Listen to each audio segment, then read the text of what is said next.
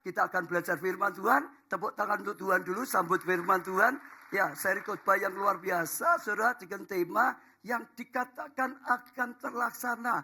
Yang dikatakan Tuhan akan terlaksana. Siapa yang percaya, yang dikatakan Tuhan, yang difirmankan Tuhan akan terlaksana. Angkat tangan saudara, beri tepuk tangan yang meriah untuk Tuhan. Karena Tuhan yang berjanji, Tuhan yang menepati janjinya, Tuhan yang berfirman, Tuhan yang melaksanakan firman-Nya.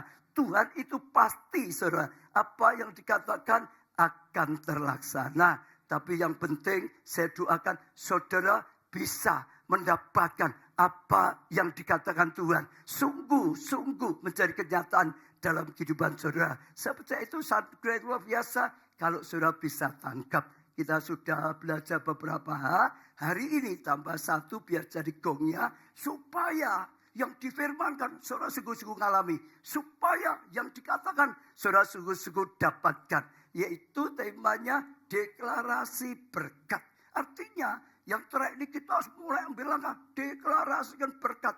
Deklarasikan kasih karunia Tuhan. Deklarasikan artinya ucapkan. Katakan ya, janji Tuhan, perkataan Tuhan, berkat Tuhan mulai mendeklarasikan. Karena saat kita mendeklarasikan, saat kita mengucapkan, saat itulah kuasa itu mengalir. Waktu kita mendeklarasikan, kita mengucapkan, saat itulah Tuhan berkarya luar biasa sekali, saudara. Lah, saudara, kita harus belajar, saudara, bagaimana menggunakan kata-kata kita. Harus pandai menggunakan kata-kata kita. Ada 4 macam perkataan. Yang pertama perkataan orang lain. Katakan perkataan orang lain. Yang kedua perkataan iblis. Yang ketiga perkataan Tuhan. Yang keempat perkataan kita sendiri. Ayo diulangi ya. Yang ke satu. Yang kedua. Yang ketiga. Yang keempat. Yang kedua. Yang keempat. Yang ketiga. 1, 2, 3, 4. Supaya apa nanti kita tanya, khotbahnya apa ya tadi? 4 perkataan kita diajari. Jadi yang pertama kita belajar dulu, saudara, ada perkataan orang lain. Bagaimana perkataan orang lain punya dampak dalam kehidupan kita. Kalau saudara bisa perhatikan, setiap kali orang berkata tentang kita, tergantung kita. Kalau kita percayai, kita terima, ya kita akan kena perkataan orang lain itu. Tapi kalau kita tolak, kita nggak percayai, maka perkataan orang lain itu nggak ada dampak dalam hidup kita. Saudara. Tergantung kita. Ada perkataan-perkataan orang lain yang diucapkan. Misalnya orang lain berkata, kamu bodoh, kamu gak bisa apa-apa, kamu gak layak melayani, tergantung saudara. Kalau saudara, wah ya saya bodoh, saya dulu dosa, gak layak melayani, wah gak bisa apa. Itu saudara akan mengalaminya, saudara akan kena. Tapi kalau saudara gak mau menerima, enggak, Tuhan bisa tolong saya, Tuhan bisa memberikan hikmat, Tuhan mengasihi saya bisa dipakai oleh Tuhan. Saudara akan nolak perkataan itu, tergantung saudara. Jadi perkataan orang lain itu bisa kita alami atau tidak tergantung kita. Kita ya percaya, kita terima, ya kena. Kalau kita nggak percaya, kita tolak, kita tidak akan bisa ya kena apapun perkataannya. Saudara, ada kisah yang luar biasa. Dulu saya dengar tentang ya E.A. Adeboye. Sekarang dipakai luar biasa sekali di Nigeria. Saudara masih ingat ya? Dia itu dari keluarga yang miskin, sangat miskin, saudara. Ya katakan di dalam bukunya juga, sampai orang miskin di sana berkata ini keluarga miskin. Kalau yang berkata konglomerat, ini keluarga miskin, ya miskin mungkin tadi tidak seberapa. Tapi ini orang-orang miskin berkata mereka itu miskin. Artinya di bawah miskin yang umum, sangat miskin. Sampai semua anaknya nggak ada yang sekolah karena nggak punya biaya sekolah. Hanya dia saja terus merengek-rengek dengan ayahnya, merengek-rengek dengan ibunya. Sampai akhirnya ibunya jual ya barang-barang yang di rumah untuk membiayai dia sekolah. Nah ada satu yang menjadi remah bagi dia. Ibunya selalu berkata, kamu belajar baik-baik. nanti akan ada kamu akan bicara pada jutaan orang lain dan jutaan orang lain itu akan dengar engkau bicara. Nanti kamu akan bicara dengan jutaan orang lain dan jutaan orang lain itu akan mendengarkan kamu bicara. Dia tangkap, dia terima apa perkataannya ibunya, dia doakan, dia perjuangkan dan akhirnya sekarang menjadi kenyataan. Dia bisa bicara dengan belasan juta. Waktu kita ke sana berkali-kali, kalau KKR bisa 15-16 juta. Dia bicara dalam ibadah yang besar. Jadi apa yang dikatakan orang lain, sekali lagi kepada setiap saudara, tergantung saudara. Saudara nggak percaya, saudara tolak, nggak masalah. Tapi kalau saudara percaya, saudara terima, itu bisa kena pada saudara. Baik atau tidak baik. Maka saya ajak setiap saudara saat ini, ayo ini minggu terakhir, koreksi diri. Adakah perkataan orang lain yang sebetulnya tidak baik karena saudara dengar membuat saudara terpuruk? Atau ada perkataan orang ngomong gak baik, saudara tolak, saudara gak percaya, saudara yang gak ada masalah, saudara. Atau dibalik tadi ada perkataan yang baik, yang membangun saudara, saudara gak percaya, ada ya firman Tuhan atau apapun saudara. Saudara sayang, intinya perkataan orang lain itu tergantung kita. Kita mau percaya, kita terima, ya kita dapat. Kita ngalami. Tapi kalau kita tidak, kita tolak, ya kita tidak ngalami. Jadi hati-hati dengan perkataan orang lain juga yang tidak baik, yang bisa merusak hidup saudara. Jangan diterima, ditolak saudara. Ya, kita bisa menolak sehingga nggak ngalami. Tapi perkataan yang baik diterima saja. Itu ada nubuatannya. Itu ada yang baik untuk saudara. Dan saudara bisa punya dampak untuk mendapatkannya, untuk mengalaminya, saudara. Jadi punya dampak. Saya cerita sedikit lagi, waktu bangsa Israel perang dengan Filistin. Orang Filistin keluar Goliat yang tinggi besar, saudara. Lalu Filistin, ya Goliat itu berkata apa? Mengintimidasi orang Israel, tentara Israel. Siapa yang berani maju? Ya, itu Saul raja buacak kecil. Aku injak sudah mati, nggak berani. Ada tentara di sini berani maju, saudara. Mereka nggak ada yang berani, saudara. Mereka dicekam oleh ketakutan. Mereka seperti sudah kalah sebelum perang, saudara. Tiba-tiba datang seorang muda masih kemerah-merahan, namanya Daud. Daud dengar intimidasi seperti itu, dia nggak mau terima. Daud berkata apa? Siapa Goliat berani menghina barisan Allah? Goliat berkata, mereka itu hanya tentaranya Saul, barisan Saul. Saul saja nggak berani kok. Kamu. Sekarang Daud beda. Daud berkata, mereka itu barisan Allah, tentaranya Allah, pasukannya Allah. Kalau kamu berani melecehkan. Lalu Daud berkata, kamu datang dengan pedang dan tombak. Aku datang dengan nama semesta Allah. Betul nggak? Aku akan kalahkan kau. Aku akan hancurkan kau.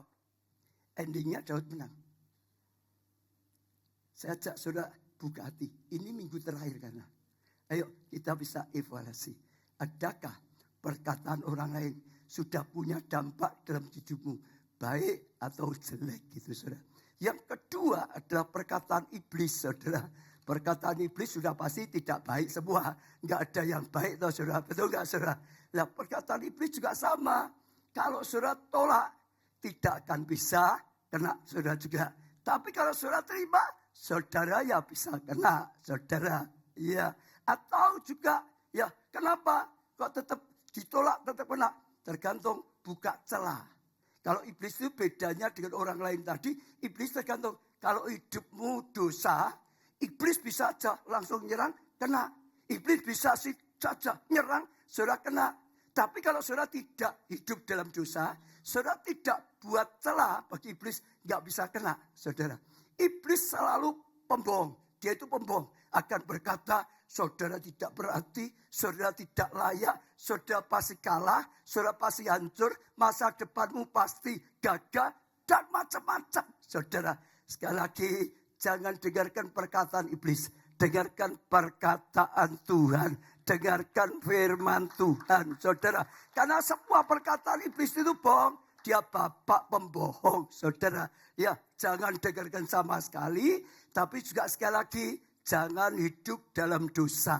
Jangan simpan kepahitan. Jangan simpan ketakutan. Karena itu akan jadi landasan iblis untuk bisa masuk, saudara. Kalau saudara hidup sepenuhnya dalam firman Tuhan, saudara itu sepenuhnya dalam perlindungan Tuhan. Iblis mau nyerang, gak akan bisa, saudara. Ya, dalam nama Tuhan Yesus, iblis gak bisa kena. Asal tadi, saudara jangan hidup dalam dosa.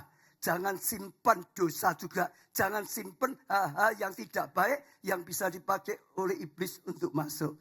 Maka saudara akan aman.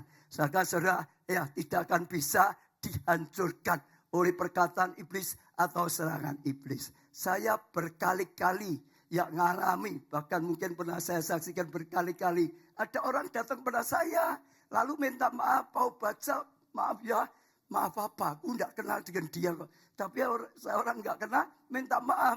Lalu dia berkata, saya itu belajar ilmu, lalu saya gunakan ilmu saya nyantet Pak baca. Tapi aku nyantai gak pernah bisa, malah akhirnya balik karena aku sendiri gitu. Aku ketakutan. Wah ini kalau aku gak minta ampun, aku bisa makin parah, makin hancur. Maka dia datang minta ampun sendiri, saudara. Ya minta ampun ya Pak. Saya bilang ya tak ampuni, wong saya gak ngerti ya saudara. Saya tidur saja kok saudara. Betul gak? Gak ada masalah. Asal hidup dalam Tuhan. Jangan takut mantra dari iblis. Jangan takut disentet. Jangan takut apapun saudara. Asal tadi hiduplah dalam kebenaran. Jangan hidup dalam dosa. Jangan simpan dosa. Maka saudara akan aman. Amsal 26 ayat yang kedua. Yang B dikatakan kutuk tanpa alasan tidak akan kena. Tanpa alasan loh ya.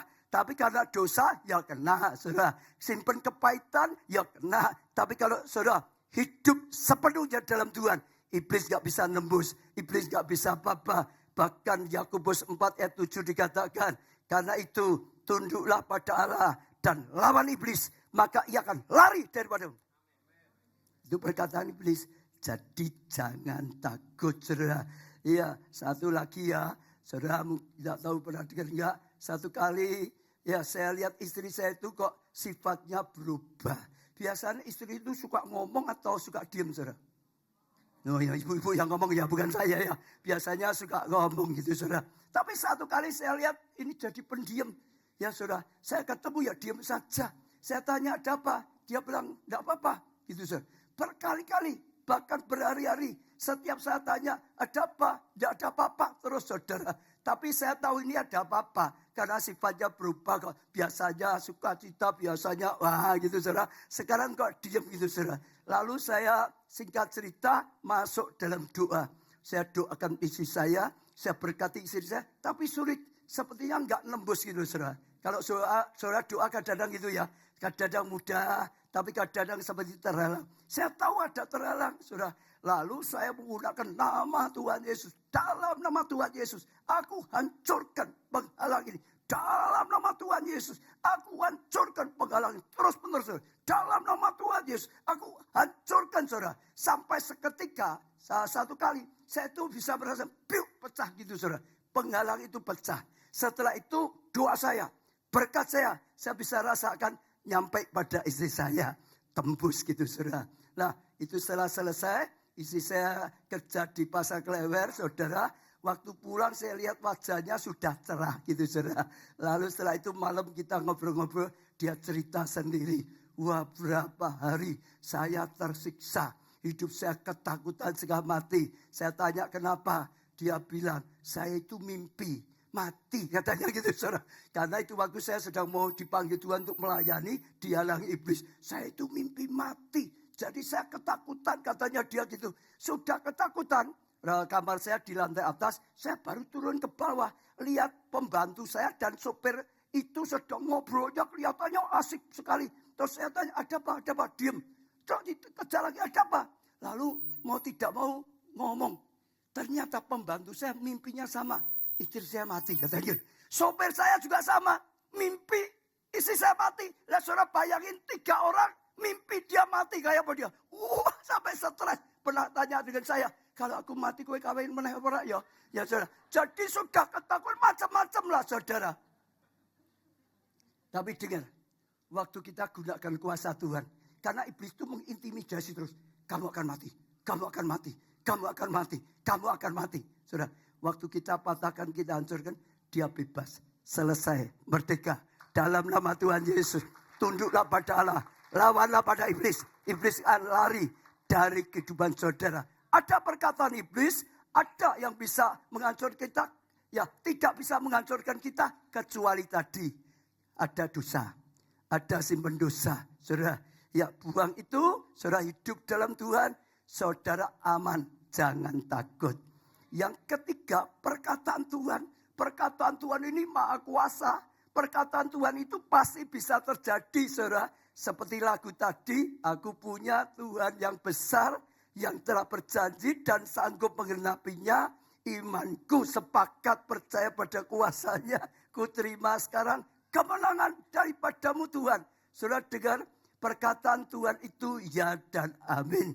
Perkataan Tuhan itu maha kuasa. Pasti terjadi. Tuhan sudah bersabda, pasti terjadi. Namun, tergantung saudara mau nerima anda. Kalau saudara nggak percaya kok, ini ada firman misalnya. Saudara nggak percaya kok, tahun pelipat gandaan dahsyat. Saudara nggak percaya, ya saudara nggak dapat. Tapi janji Tuhan pasti. Yang nggak percaya nggak dapat, yang percaya dapat. Ini disampaikan misalkan ya 1.000 orang ya. Tergantung orangnya.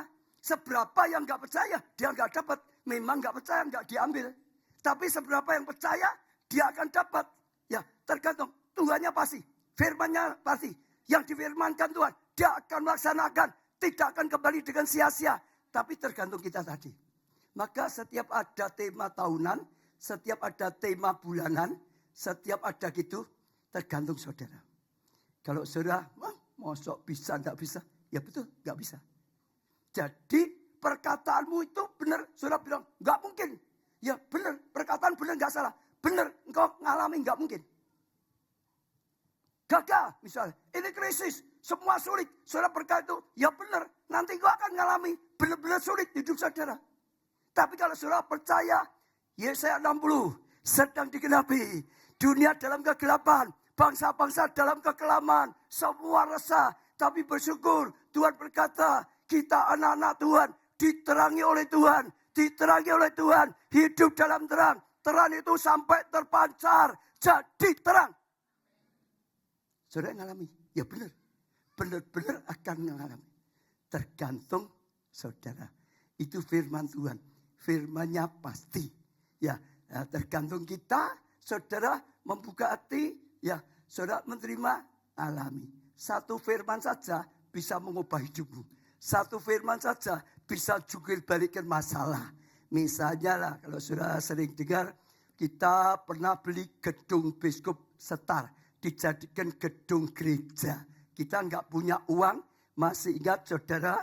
Ya, tapi akhirnya kita berdoa Tuhan, gimana ini? Kalau Tuhan nggak berikan rema, ya kita nggak punya uang, ya nggak bisa beli, nggak beli. Tapi kita tunggu berapa hari? 1 hari waktu saya sedang doa, tiba-tiba saya dapat rema. Tuhan berkata, beli. Lalu diberi ayat, aku yang mengadakan. Yang tidak ada, jadi ada. Aku yang mengadakan, yang tidak ada, jadi ada. Dengan firmanku, aku menciptakan yang tidak ada, jadi ada. Saya percaya, saya tangkap, saya sungguh-sungguh terima, saya perjuangkan, saya doakan. Akhirnya terjadi. Ada dananya untuk beli gedung biskup. Jadi gedung gereja. Tapi sekali lagi, tergantung setiap orang. Kalau dia berkata tidak, nutup hati, ya sekalipun firman tetap akan terlaksana. Tapi yang nutup gak akan dapat, memang tidak menerima firman Tuhan. Amin. Saya dulu pengusaha, Tuhan panggil jadi pendeta. Sudah masih ingat ya? Tuhan jadi panggil jadi pendeta. Saya rindu Tuhan, aku harus tinggalkan pabrik. Ya, jadi gembala sidang. Saya rindu, jangan hanya sekedar jadi pendeta. Tapi gereja pendeta yang sungguh-sungguh selamatkan banyak jiwa. Saya minta visi dari Tuhan. 1.000 gitu Tuhan beri. 1.000, itu tergantung saya. Terima enggak perkataan Tuhan? 1.000. Saat itu jemaahnya baru berapa puluh orang saudara. Tuhan beri visi 1.000. Kalau saya enggak terima ya enggak ada jadi apa-apa.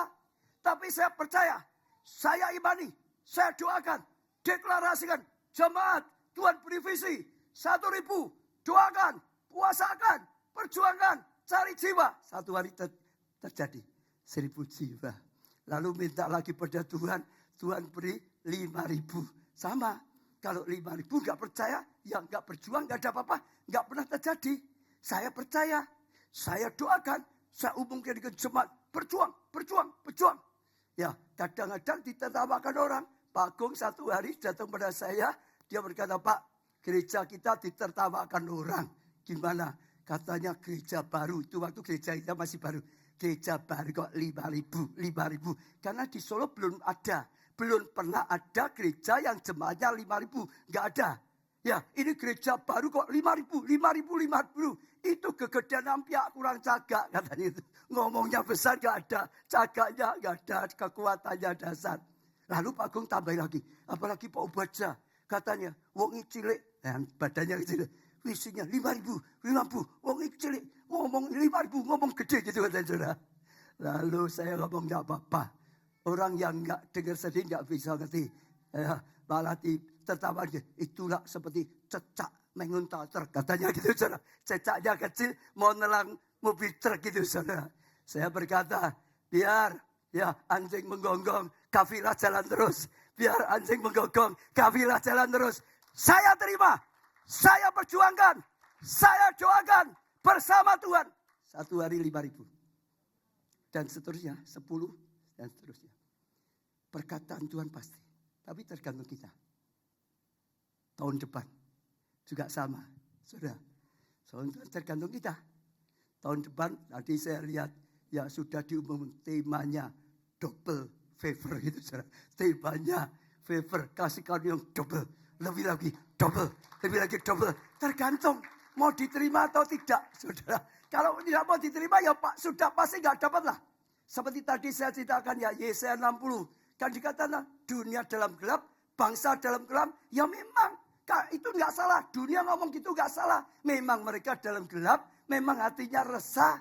Tapi ingat, Tuhan ngomong ada 2 golongan manusia. Yang satu ngalami kegelapan, yang di luar Tuhan, saudara ya. Hatinya kelam.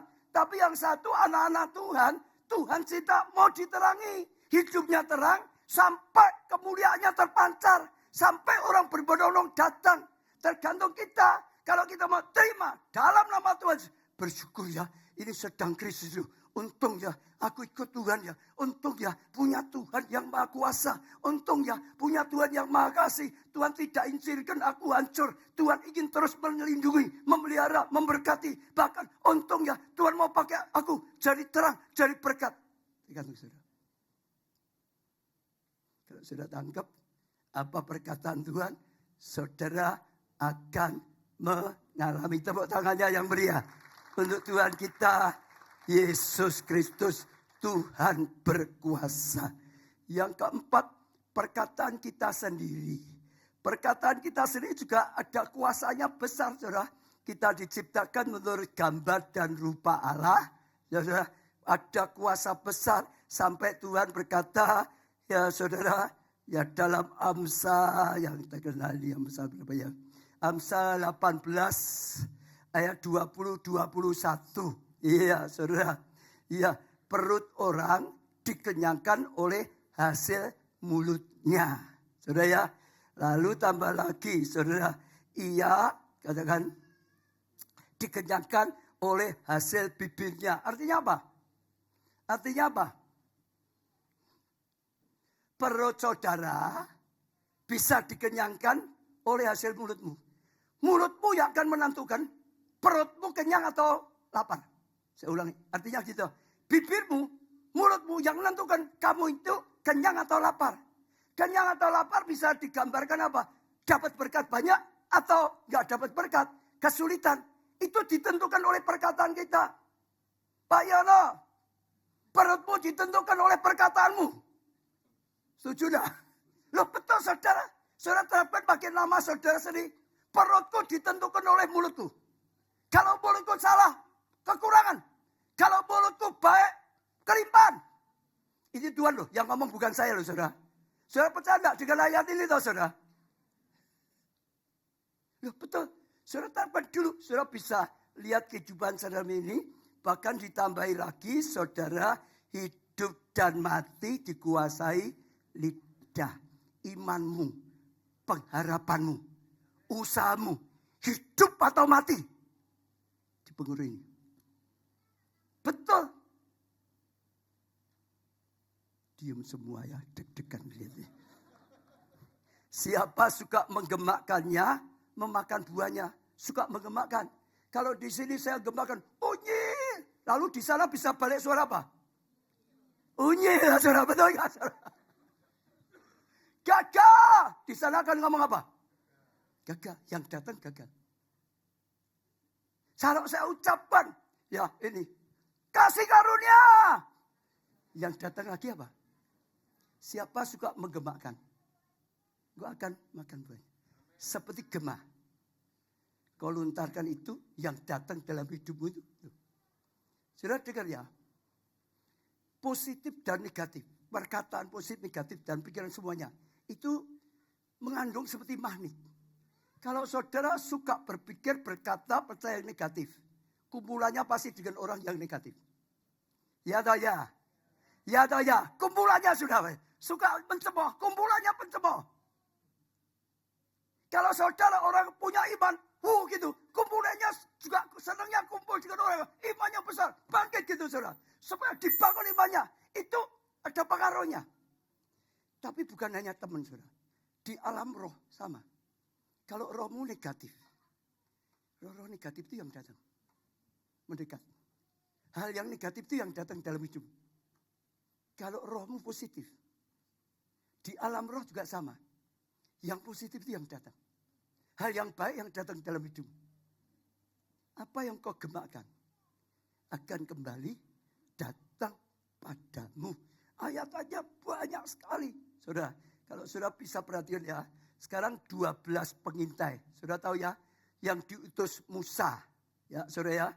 Lah, sudah loh sampai perbatasan loh. Ini Gunung Nebo loh. Sudah lihat tanah perjanjian. Mereka malah sudah masuk 12 orang. Lihat sendiri. Ikut makan buahnya. Minum airnya. Pulang bawa juga contoh-contoh. Yang 10 orang ngomongnya gimana? Halo? Wah memang hebat. Ya negeri itu luar biasa buahnya. Tapi penduduknya raksasa. Gak mungkin masuk kita. Gak mungkin bisa dapat. Gak mungkin kita masuk. Penduduknya raksasa. Pemakan manusia. Kita nekat masuk, dimakan, ditelan habis. Nekat lagi masuk, diinjak seperti belalang mati. Kan gitu dah. Yang 10 orang ngomong gitu dah. Halo? Betul ya? Lalu yang 2 orang, Yosua dan Kaleb ngomong apa? Jangan takut. Yang berjanji, kita Tuhan yang berjanji, Tuhan yang menempati janjinya. Kita tidak akan ditelan, kita yang telan raksasa. Betul tak? Betul ya? Jangan berontak pada Tuhan. Percaya. Tuhan menyertai. Ya, Tuhan berjanji. Tuhan sanggup ya menggenapi janjinya. Tuhan pasti menggenapi janjinya. Kita percaya. Kita pasti masuk. Betul ya saudara? Ini saya. Sekarang saya baca Bilangan 14 ayat 28. Lalu Tuhan mulai bicara. Nanggapi 12 orang ini. Nanggapi 2 kelompok ini. Bilangan 14 ayat 28. Katakanlah pada mereka. Tuhan ngomong dengan Musa. Demi aku yang hidup. Demikian firman Tuhan. Bahwasanya seperti yang kamu katakan di hadapanmu. Demikian akan kulakukan padamu. Tuhan berkata. Kamu yang 10. Ngomong gak mungkin masuk. Masuk ya mati. Kita akan mati di padang gurun. Itu terjadi. Dan sungguh-sungguh akhirnya. Semua yang ngomong itu. Gak masuk. Mati di padang gurun. Bukan hanya 10. Yang ikut percaya. Bangsa itu. Semua mati di padang gurun. Gak ada satupun yang masuk. Kata Alkitab. Yang saat itu hanya Yosua dan Kaleb. Ya biar kata apa? Jangan takut. Kita pasti masuk. Tuhan berkuasa. Tuhan berjanji tempat janjimu. Tuhan berkata. Seperti yang dikatakan mereka 2 orang. Jadi aku yang buat kamu alami. Ini fakta loh saudara. Ucapanmu akan menentukan hidup. Betul? Di sana ada raksasa toh? Benar-benar ada. Bukan gak ada loh saudara. Tapi seringkali orang kelirunya membesar-besarkan raksasa. Membesar-besarkan masalah. Punya Tuhan yang maha besar. Yang berjanji menepati janjinya dilupakan. Suka cerita masalah. Gunakan mulutnya ceritakan masalah. Gak habis-habis. Kalau orang konseling dengan saya itu kadang-kadang gitu. Saya kadang-kadang capek, kenapa saudara? Sudah ini semua punya masalah macam-macam. Ya sudah, saya akan ya percaya pada Tuhan. Ya Tuhan tolong doa, ya doa. Doa selesai. Tapi Pak, itu sudah terlalu parah itu. Mulutnya sudah nggak bisa diam itu. Macam-macam itu. Saya lagi doa kali selesai. Tambah lagi. Ini sudah kelihatannya nggak bisa itu. Karena dia sudah berkali-kali. Kalau hanya 1-2 kali tidak apa-apa. Ini diulanginya sudah nggak ada hitungannya. Jadi setiap ngomong dinasihati doakan dia, tapi muncul lagi. Cerita lagi. Nggak ada habis-habisnya. Maka masalahnya nggak pernah selesai. Ya tahu ya. Ayo saudara ada enggak yang gini. Gunakan mulutmu. Jangan untuk menceritakan masalahmu. Saudara ceritakan terus masalah, senang disaksikan terus.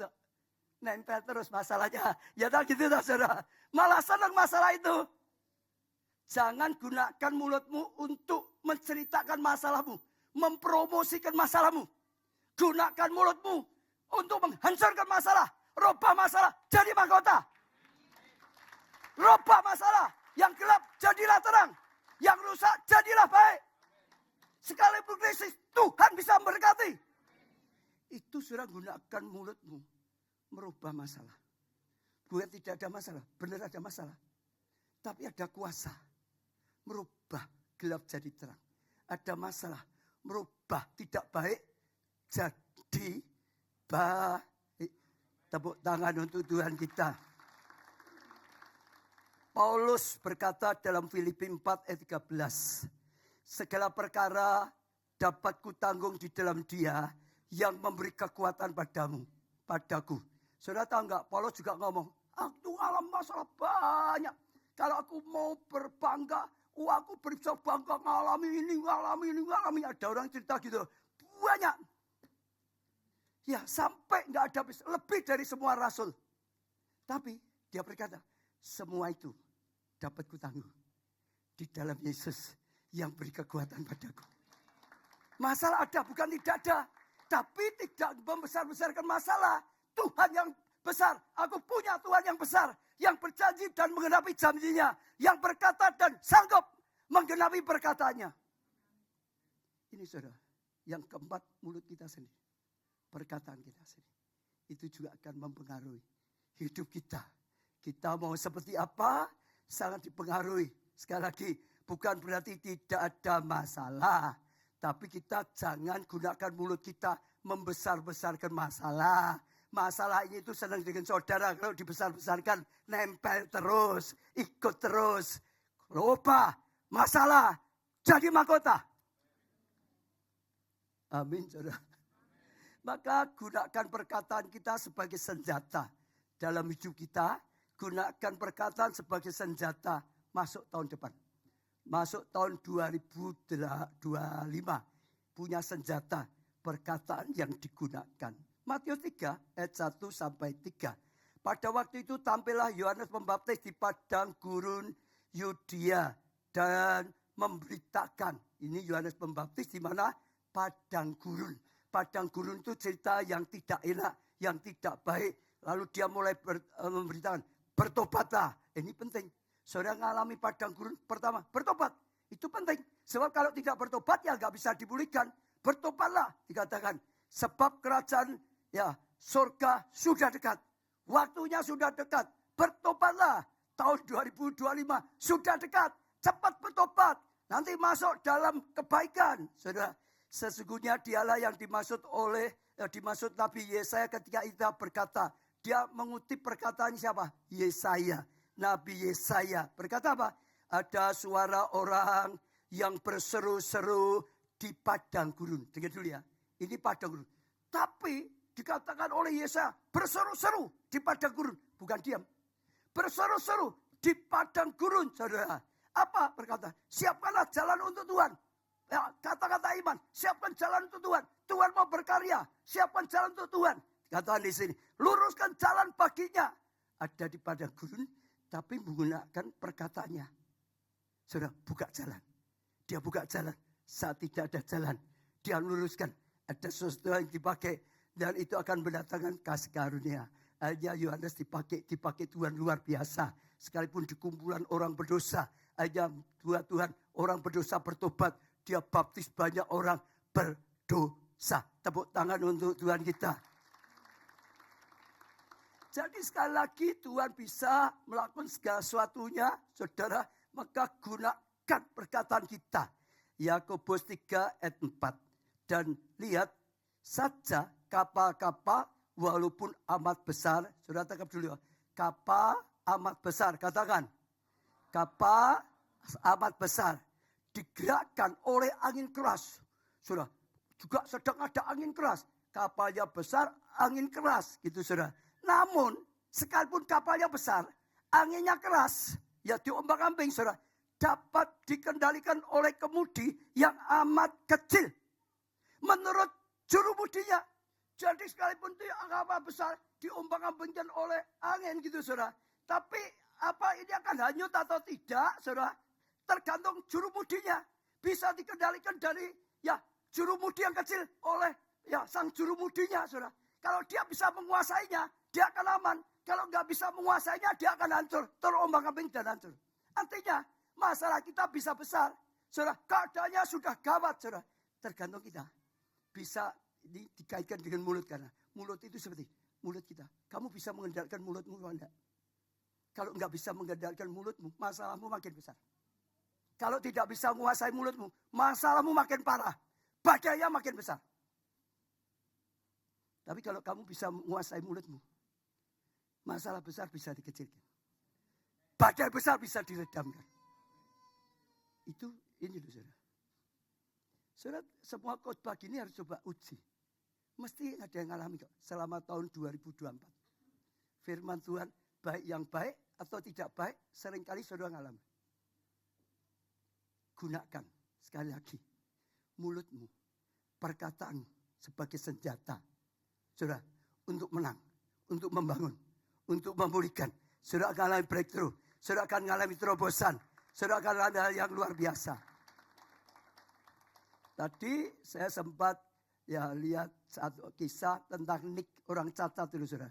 Nggak ada kakinya, nggak ada baunya. Gambarnya mana ya? Nah itu saudara lihat ya saudara. Tuntung pointernya ya. Ini kakinya itu loh saudara. Kakinya itu loh, iwir-iwir gitu saudara. Hanya gitu saja saudara. Lengannya tidak ada. Orang kalau lahir seperti itu, orang tuanya saja sudah pasti mikirnya sudah masa depan gelap atau tidak ada masa depan. Betul ya? Coba lihat apa yang dikatakan. Tolong pointernya. Oh tidak ada, hilang. Itu tadi masih tak pakai. Nick seorang pria kelahiran Australia, lahir tanpa tangan dan kaki karena sindrom langka yang disebut ya tetra amelia. Sejak kecil, Nick menghadapi ejekan, penolakan, dan depresi. Pada usia 10 tahun, dia bahkan berpikir untuk mengakhiri hidupnya atau bunuh diri. Karena merasa hidupnya tidak berarti, saudara. Namun, titik balik terjadi ketika Nick mendengar khotbah. Nah ini perkataan toh saudara, betul gak? Khotbah apa? Tentang Yohanes 9 ayat 3. Di mana Yesus berkata bahwa orang buta sejak lahir itu bukan karena dosanya, melainkan agar karya Allah dinyatakan melalui hidupnya. Jadi ada orang buta, orang tanya, ini apa karena dosanya? Dosanya ayahnya, apa dosanya ya anak ini? Yesus bilang, enggak, dia enggak berdosa. Itu hanya karena Tuhan punya tujuan, rencana melalui hidupnya. Tuhan bisa nyatakan kuasanya, Tuhan bisa nyatakan kemuliaannya. Ada tujuan, Allah izinkan itu. Itu tangkap. Dia juga berkata, berarti aku juga hidup seperti ini. Ada tujuan Allah. Untuk hidupku, untuk keadaanku, ada tujuan Allah. Lanjutkan. Nick mulai menyadari bahwa hidupnya memiliki tujuan. Nick mulai berkata dalam imannya, aku bisa mengatasi ini. Karena Tuhan ada di pihakku. Aku diberkati karena aku diciptakan dengan tujuan. Tuhan pasti akan menyatakan kebesarannya melalui hidupku. Dengan iman ini, Nick belajar melakukan hal-hal yang tampaknya mustahil. Dia belajar mengetik menggunakan 2 jari kecil. Dia itu punya. Dia menjadi pembicara motivasi internasional. Dia menginspirasi jutaan orang di seluruh dunia. Untuk apa? Tujuan ilahi. Ada orang yang menderita, lihat dia lebih berat. Saja bisa kok. Kamu yang cuma tinggal 1 kaki, mosok nggak bisa. Dia 2 kaki nggak punya. Dua lengan nggak punya. Betul nggak? Bisa. Jadi ada tujuan Allah untuk dipakai. Untuk menguatkan orang lain. Untuk menunjukkan bagi Allah. Tidak ada yang mustahil. Ada tujuan. Jadi dia berani percaya. Dia berani mendeklarasikan. Dia mengalami sesuatu yang luar biasa. Satu lagi ya saudara. Gereja kita mengalami mujizat pada waktu COVID di Jakarta ya. Di PIK ya KA. Jakarta yang di PIK. Ceritanya tahun 2019 awal kita baru dapat tempat yaitu di New Soho di Jakarta ini saudara. Belum lama tiba-tiba ditawari lagi satu tempat di PIK tadi. PIK itu salah satu yang termahal di Jakarta. Ya luasnya 4.000 lebih, itu besar. Ya ada izinnya hampir 9 lantai saudara. Ya kita mikir belum butuh. Loh baru punya tempat baru kok. Belum butuh toh saudara, betul gak? Nah itu beli itu bangun itu uangnya berapa? Dari mana? Gereja kita belum pernah punya. Ya luas gedungnya seperti itu belum pernah. Jadi kita mikir tidak. Tapi Roh Kudus bicara. Kalau Bapak mawari, pasti Bapak akan menolong. Jangan takut, terima itu saudara. Akhirnya sudah, karena Roh Kudus gerakan itu kita terima. Saudara. Lalu awal 2020, kita baru mulai membangun, saudara dengar ya. Baru mulai membangun, kena COVID. Loh, nggak usah COVID saja itu bertindak dengan iman. No. Sebetulnya nggak punya kemampuan. No. Sekarang kena COVID sekalian. Semua tutup, gereja tutup di mana-mana. Kontraktor tutup di mana-mana. Tapi Tuhan terus ngomong, bangun, terus maju. Bangun, terus maju. Nyatanya jadi. Tapi yang saya sekarang ajak saudara mikir bukan itunya. Pergumulannya. Atau itu jadinya salah bin langsung jadi. Enggak gitu saudara. Itu melalui proses. Waktu bangun tidak mudah. Kadang-kadang dananya habis saudara. Ini harus bayar ini. Tanggal sekian. Gimana? Jadi kadang-kadang ya bagian pembangunan berkata, Pak tanggal sekian loh. Harus bangun ini loh. Dananya pasti belum ada. Ya terus ngomong dengan Pak Jo. Gimana Pak? Gimana? Pak Jo tadi keberatan. Haleluya. Ya sudah bisanya jawab. Cuman haleluya saja. Dia berkata. Setiap kali ya terjepit ada kesulitan. Gak bisa apa-apa. Gimana Pak? Ya gak bisa jawab apa. Memang gak ada punya solusi. Solusinya hanya jawaban. Haleluya. Tapi nyatanya jadi. Maka gedungnya. Saudara lihat ya.